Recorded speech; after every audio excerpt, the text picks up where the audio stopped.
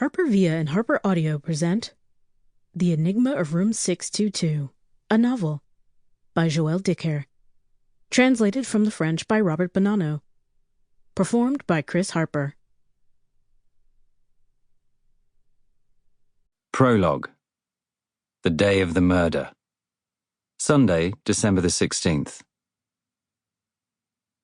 6:30 in the morning. The Hotel de Verbier was dark. Outside, it was pitch black and snowing heavily. On the 6th floor, the doors of the service elevator opened. A hotel employee appeared with a breakfast tray and made his way towards room 622. When he reached the room, he noticed that the door was ajar. Light spilled through the opening. He knocked, but there was no response. Finally, he decided to go in, assuming that the door had been left open for that purpose. He walked in and let out a scream. Running from the room, he went to alert his colleagues and call for help. As the news spread through the hotel, the lights went on floor by floor. On the carpet of room 622 lay a corpse. Part 1. Before the Murder. Chapter 1. Love at First Sight. At the start of summer 2018, when I travelled to the Hotel de Verbier, a well-known luxury hotel in the Swiss Alps, I was far from imagining that I would spend my holiday unravelling a crime that had been committed there many years earlier. My stay was supposed to provide a welcome break after two small personal traumas in my life. But before I reveal what happened that summer, I need to go back to the beginning of this story, the death of my publisher, Bernard de Fallois. Bernard is the man to whom I owe everything. My success, my fame, I owe it all to him. It is because of him that people call me a writer, and people read my books because of him. When we met, I was an unpublished author. He made me a writer whose books were read the world over. Bernard, who resembled an elegant patriarch, had been one of the leading personalities in French publishing.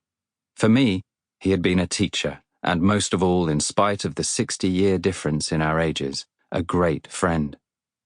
In January 2018, Bernard, then 91 years old, died, and I reacted to his death the way any writer would. I began writing a book about him. I put my heart and soul into the project, locked in the office of my apartment at 13 Avenue Alfred Bertrand, in the Champel Quarter of Geneva.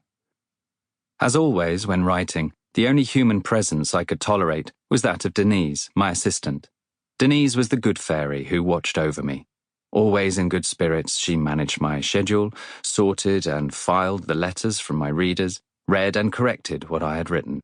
She also filled my fridge and supplied me with coffee, and from time to time she served as ship's doctor, landing in my office as if she were stepping aboard after an interminable crossing, showering me with advice about my health. "Go outside," she ordered gently. "Take a walk around the park and clear your head. You've been locked in here for hours." "I already went for my run this morning," I reminded her. "You need to get some oxygen to your brain from time to time," she insisted. This had become our daily ritual. I complied and stepped out onto the office balcony. I filled my lungs with the cold air of February, then, defying her with an amused look on my face, lit a cigarette. She protested and, sounding annoyed, said, "You know, Joël, I'm not emptying your ashtray. It's the only way you'll learn just how much you smoke." Each day, I stuck to the monastic routine I adopted when I was writing, which could be broken down into 3 indispensable steps: rise at dawn, go jogging, write until evening. It was indirectly, through this book, that I met Sloane. Sloane was my new next-door neighbour. Ever since she had moved in, quite recently, everyone in the building had been talking about her. Our own meeting proved elusive, that is, until the morning when, returning from my daily workout routine, I passed her for the first time. She too had been out jogging, and we entered the building together. I understood at once why the neighbours were unanimous in their opinion of her. She was a young woman of irresistible charm. We limited ourselves to a polite hello before we disappeared into our respective apartments. Behind my door, I remained stunned. That brief encounter had been enough to make me fall in love a little. Soon I had but one idea in mind: getting to know Sloane. My first attempt involved running. Sample complete. Ready to continue?